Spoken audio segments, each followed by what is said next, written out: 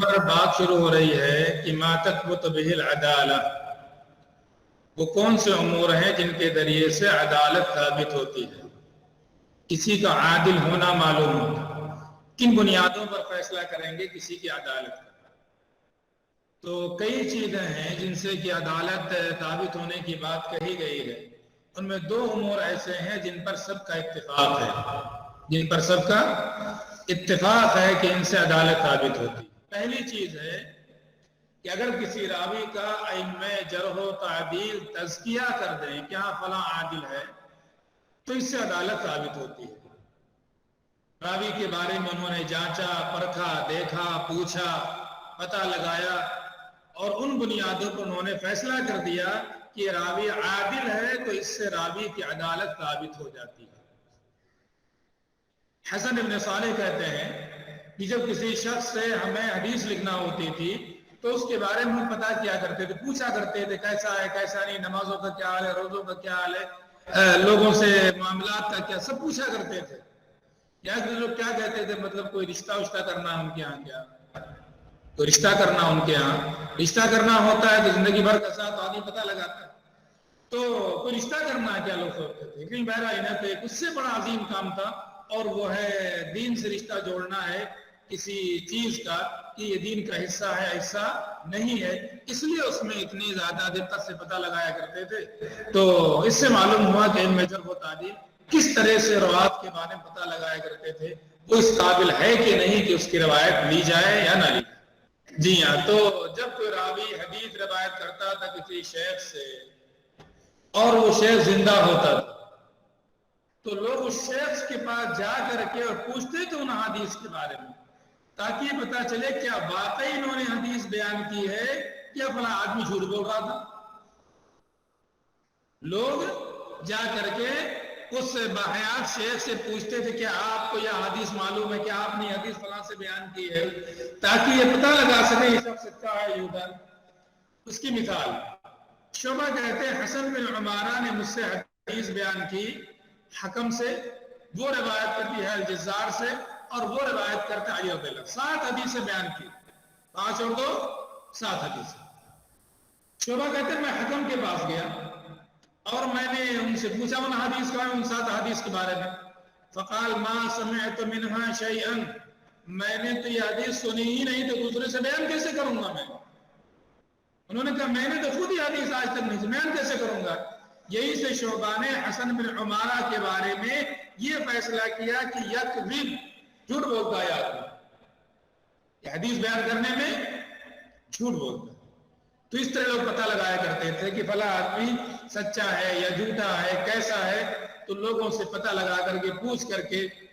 قال خطیب، جی ہاں، خطیب بغدادی کہتے ہیں کہ عدل کی معرفت کا جو راستہ ہے، وہ عدل جس کی عدالت معلوم ہو، اس کے اسلام کے ساتھ، اس کی امانت کے ساتھ، اس کی نزاعت کے ساتھ، اس کے طور طریقے کی استقامت کے ساتھ، اس کا کوئی طریقہ نہیں ہے کہ اس کے احوال کو جانچا جائے، اس کے افعال کا تتبع کیا جائے، جس سے یہ علم ہو جائے، غالب گمان ہو جائے کہ وہ عادل ہے، وہ مسلم ہے، امانت دار ہے کہ نہیں، نزیہ ہے نہیں کہ اپنے کیریکٹر کے اعتبار سے طور طریقہ اس کا درست ہے نہیں، اس کا پتہ لگے گا۔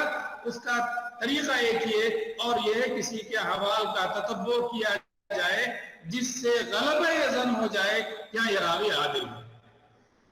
تو تتبع کر کے، پتہ لگا کر کے، تب علماء تزکیہ کرتے تھے کسی کا کہ ہاں فلاں شخص یہ عادل ہے۔ جی ہاں، تو اب مسئلہ ایک دوسرا یہ ہے کہ تزکیہ کتنے لوگ کریں تو راوی عادل مانا جائے گا، کتنے لوگ تزکیہ کریں تو راوی عادل مانا جائے گا۔ یہاں کہا جا رہا ہے کہ ایک امام کا تزکیہ کافی ہے، ایک نے کسی کا تزکیہ کر دیا تو کافی ہے۔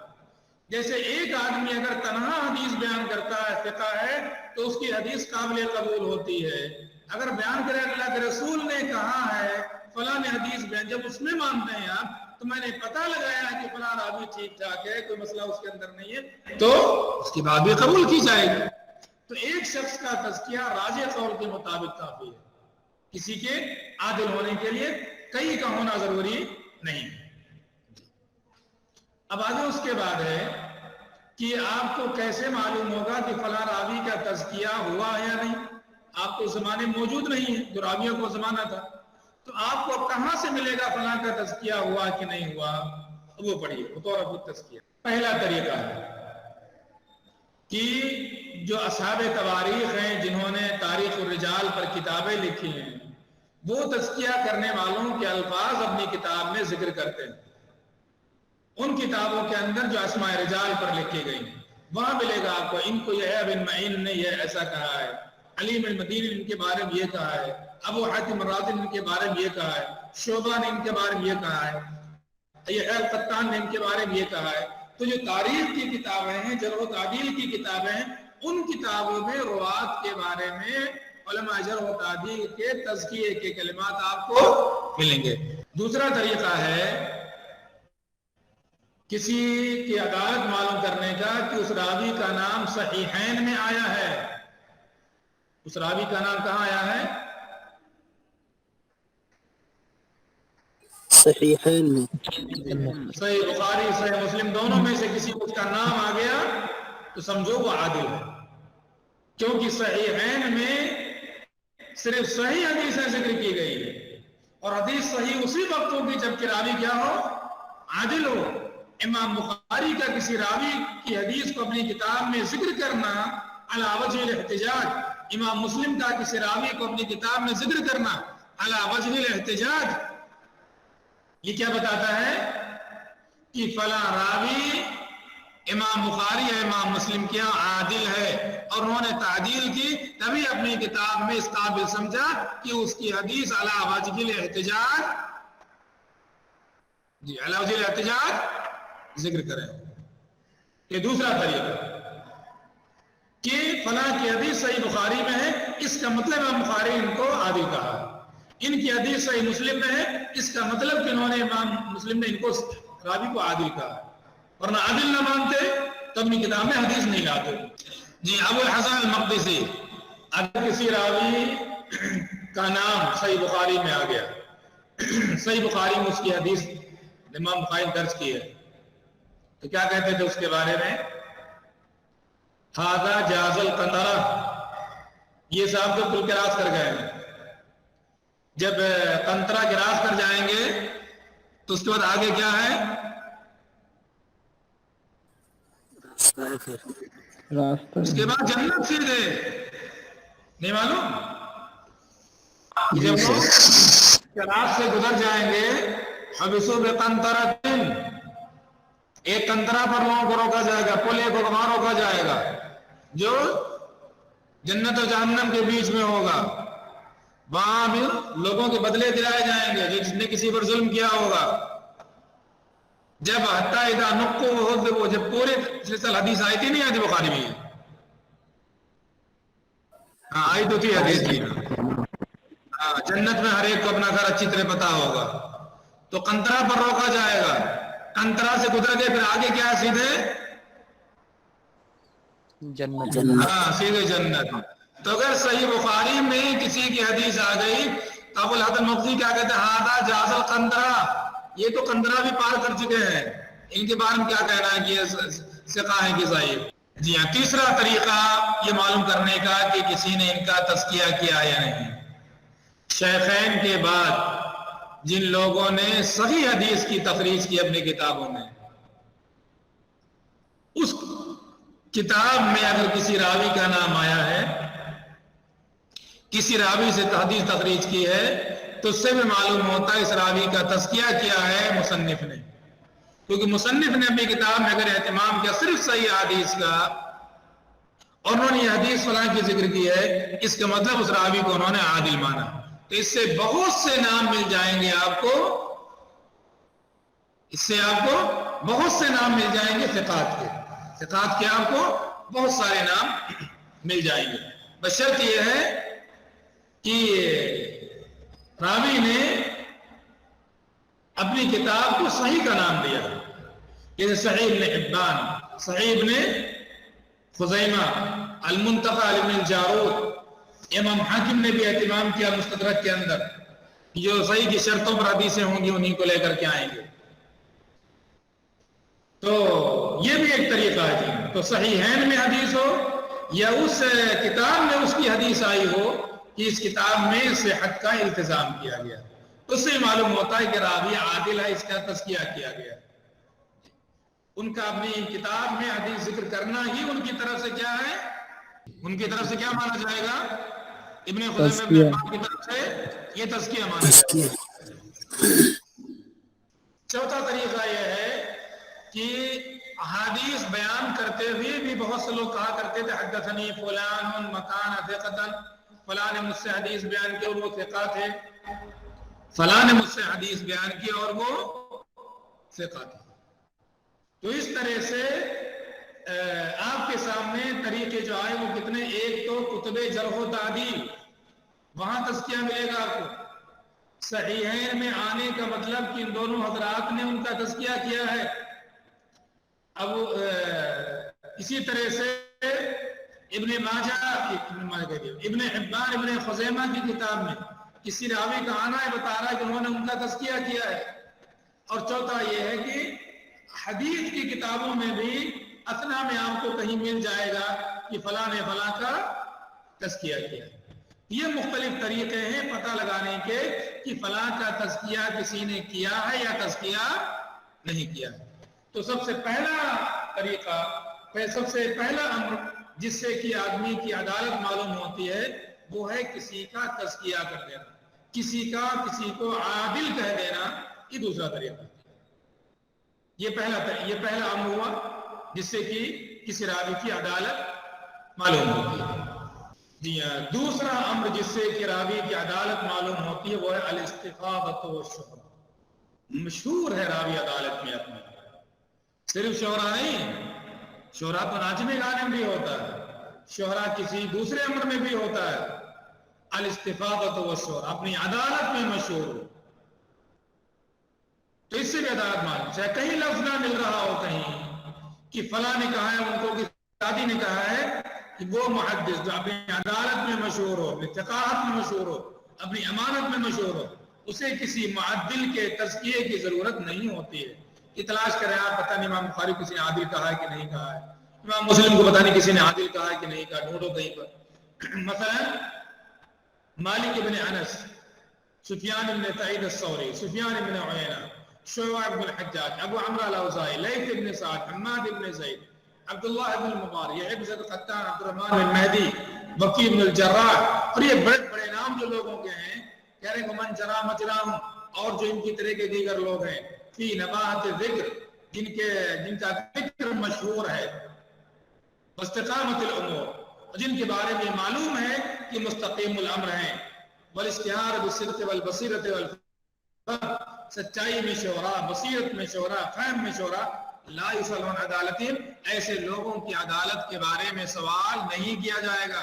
نہیں پوچھ گچھ جا کر کے بتائیے امام بخاری عادل ہیں کہ نہیں، ذرا بتائیے یہ اسحاق بن راہویہ عادل ہیں کہ نہیں، یہ نہیں پوچھا جائے گا.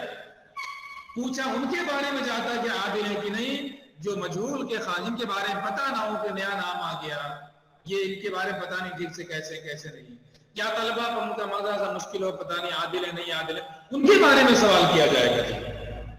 جی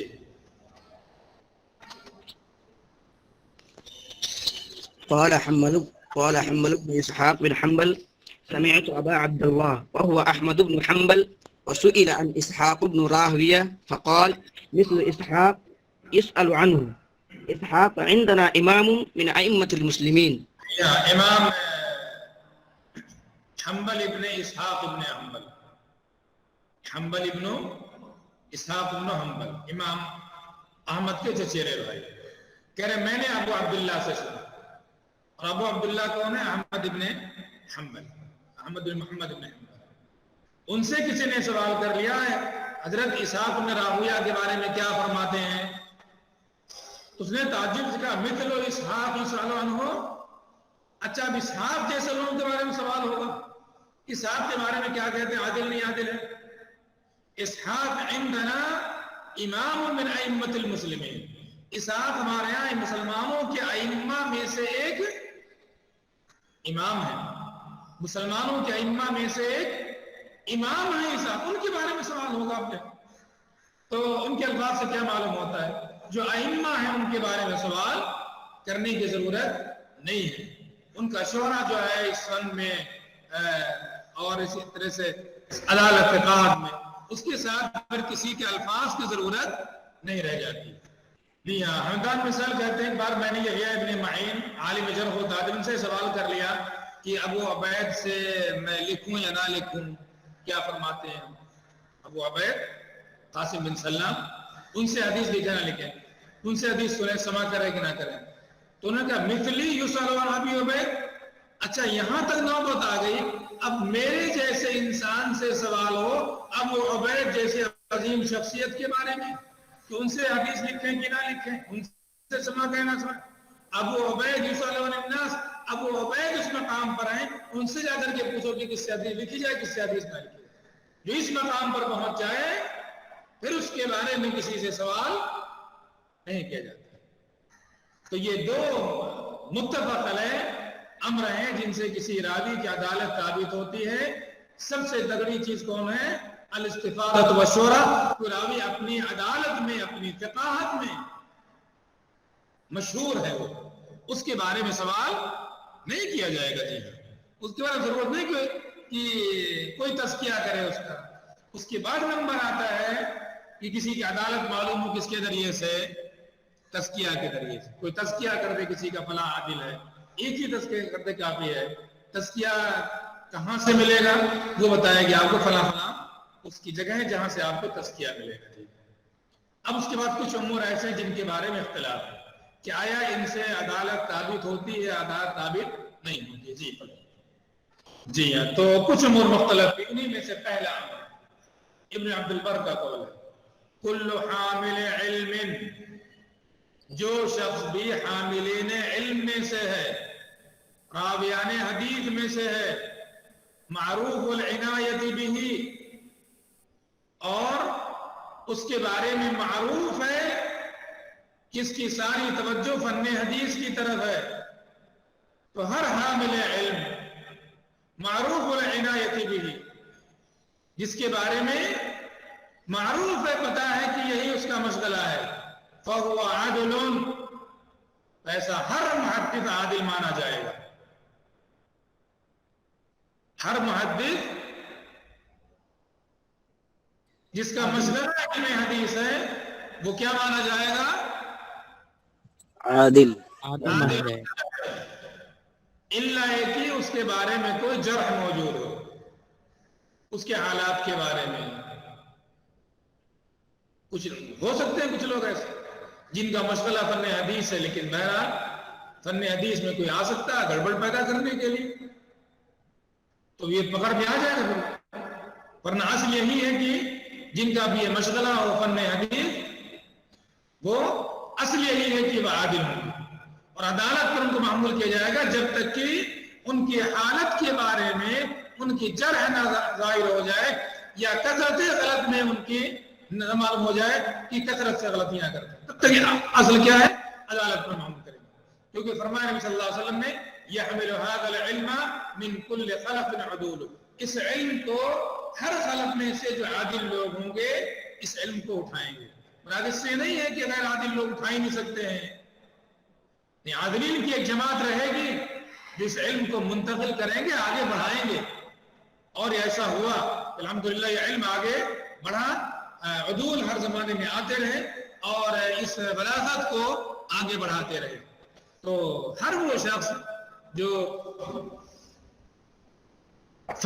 جس کا مشغلہ فن حدیث ہے، معروف ہے کہ علم حدیث اس کا مشغلہ ہے، اسے عدالت پر معمول کریں گے جب تک کہ اس کے بارے میں جرح کی کوئی بات معلوم نہ ہو جائے۔ لیکن بات ان کی اپنی جگہ پر، اس حدیث سے استدلال اس مسئلے پر ایک دوسرا مسئلہ ہے کہ اس حدیث سے استدلال یہ کرنا کہ جو بھی علم کا تحمل کرے وہ عادل ہوتا ہے، اس حدیث سے استدلال کرنا وہ اور مسئلہ ہے، لیکن جو بات ہے اپنی جگہ پر وہ دوسرا ہے۔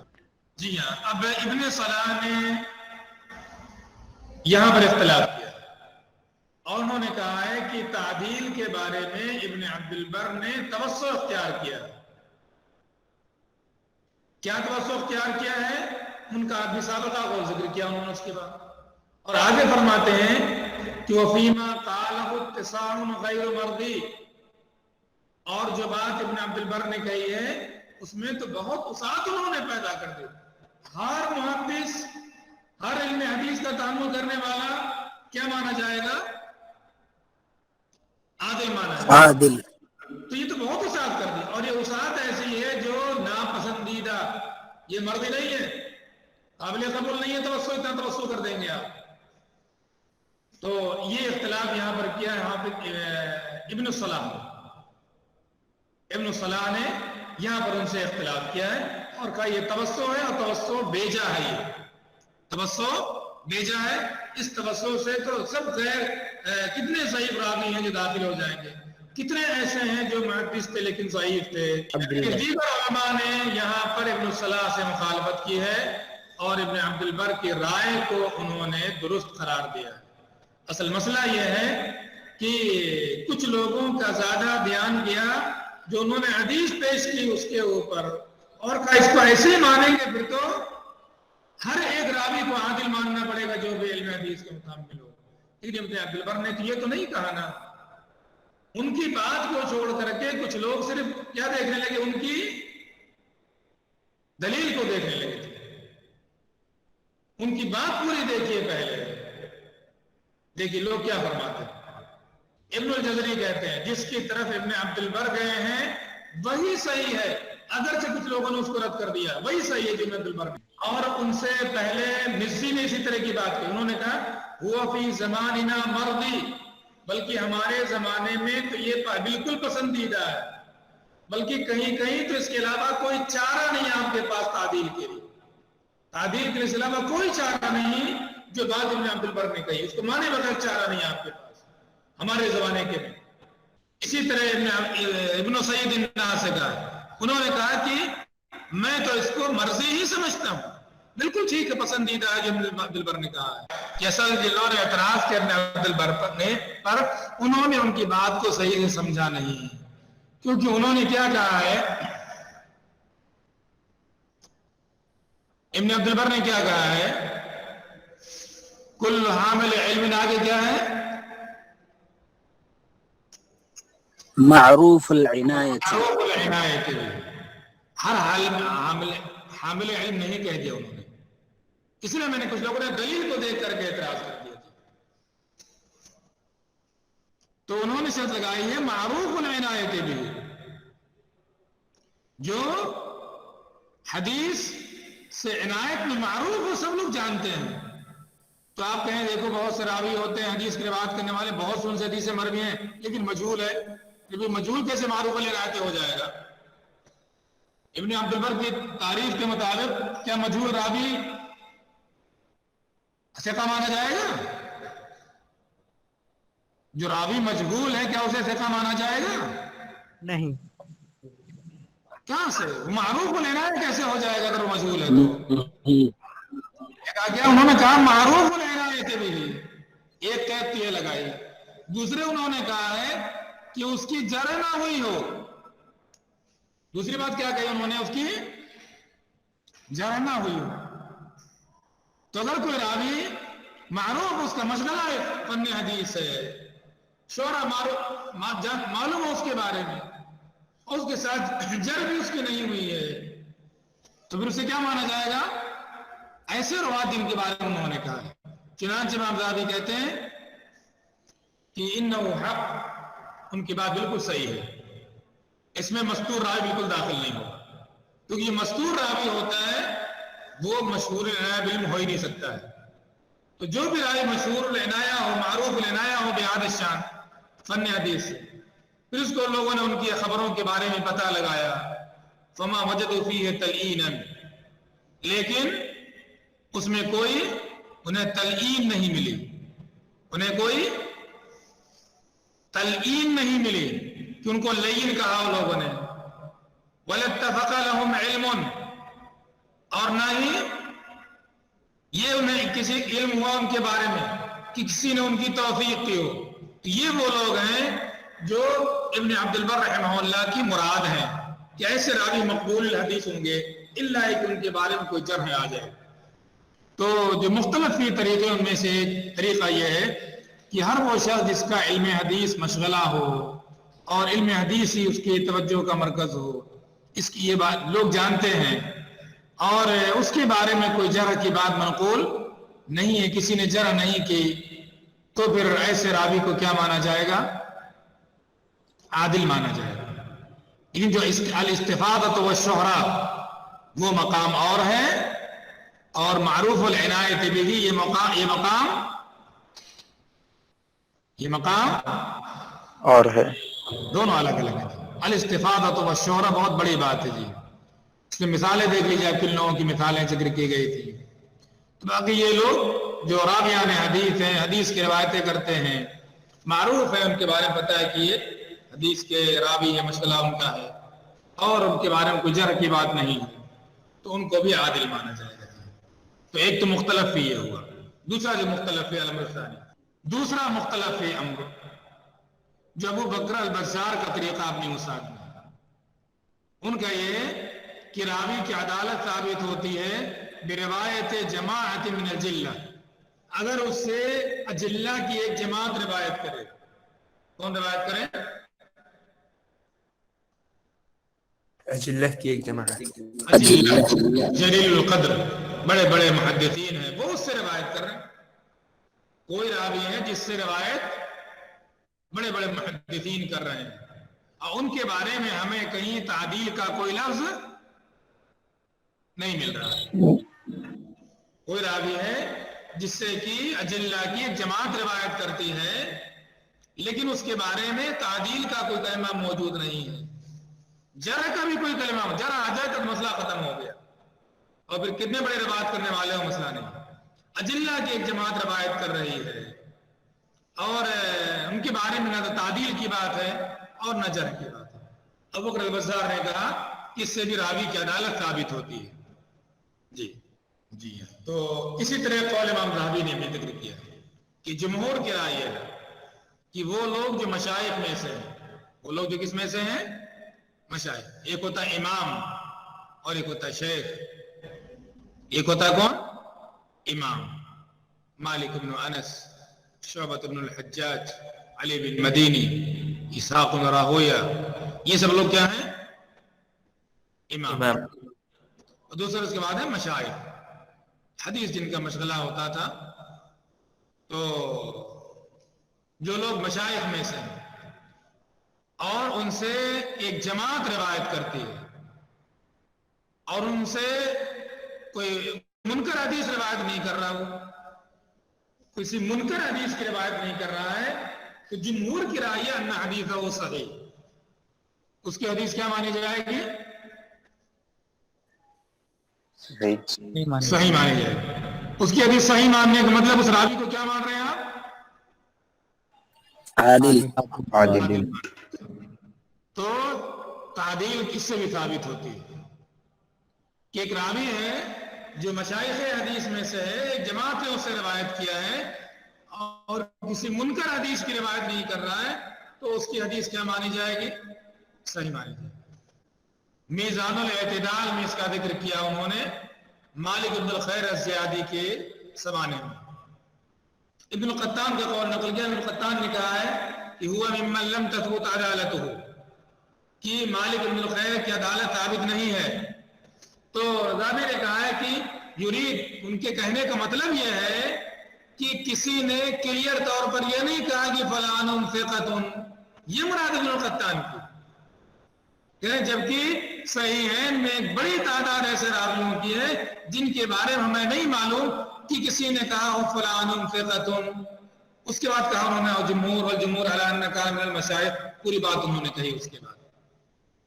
تو ایک طریقہ یہ ہے کہ اگر کسی راوی سے ایک جماعت روایت کر رہی ہے اور اس سے منکرات اس سے مروی نہیں ہے، تو اس کی حدیث صحیح مانی جائے گی، اگرچہ کسی کی توثیق کا مستقل لفظ موجود نہ ہو. ابن ابی حاتم الرازی کہتے ہیں میں نے ابو زرع الرازی سے سوال کیا کہ اگر ثقات روایت کریں کسی آدمی سے تو کیا اس آدمی کی حدیث کی تقویت اس سے ہوگی فلاں کے شاگردوں فلاں فلاں ثقات ہیں؟ کیسے تقویت ملتی کسی راوی کو؟ اور یہ انہوں نے کہا بالکل جی ہاں، انہوں نے کہا بالکل. تو میں نے کہا اگر یہ قاعدہ مان لیا جائے تو کلبی جیسے راوی سے ثوری روایت کرتے ہیں، ثوری ثقہ ہیں. تو انہوں نے کہا کہ ایسے عام قاعدہ نہیں ہے، یہ اس وقت قاعدہ ہے جبکہ علماء نے اس شخص کے بارے میں کلام نہ کیا، اور کلبی کے بارے میں سب کا کلام موجود ہے. اگر جرح کسی کے بارے میں موجود ہے پھر ان سے کون روایت کرتا اس کے نہیں دیکھا جائے. ہاں کسی کے بارے میں جرح کی کوئی بات نہیں، کوئی جرح نہیں کرتا ان کی. ثقات کسی راوی سے روایت کر رہے ہیں تو معلوم مانا جائے گا کہ اس کو لوگ ثقہ سمجھتے تھے، ورنہ کم سے کم اس کے جرح کی کوئی بات ہوتی تو کہتے، ہمیشہ نہیں کہتے پھرتے تھے فلاں ثقہ فلاں ثقہ. ان سے روایت کرنا ان سب کا بتا رہا ہے کہ ان کو ثقہ مان رہے ہیں. الا ہے کہ جرح ہے کہ کوئی بات آ جائے، انہوں جرح کی بات کہے تو مسئلہ ختم ہو جائے گا. جی علامہ البانی رحمہ اللہ فرماتے ہیں مستور راوی کے بارے میں، مستور اس کے حوال معلوم نہ ہو، کہ مستور کی روایت قابل قبول ہے جب اس سے ثقات کی ایک جماعت روایت کر رہی ہو اور اس کی حدیث میں کوئی منکر نہ ظاہر ہو رہا ہو. کہہ رہے متاخرین جو حفاظ ہیں، ابن کثیر ہے، راقی ہے، ابن حجر ہے، ان سب کا عمل اسی پر ہے.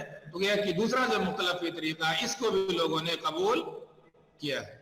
اس کے بعد انشاءاللہ اگلے ہفتے پڑھیں گے آپ کہ تیسرا امر کیا ہے. السلام علیکم ورحمۃ اللہ وبرکاتہ.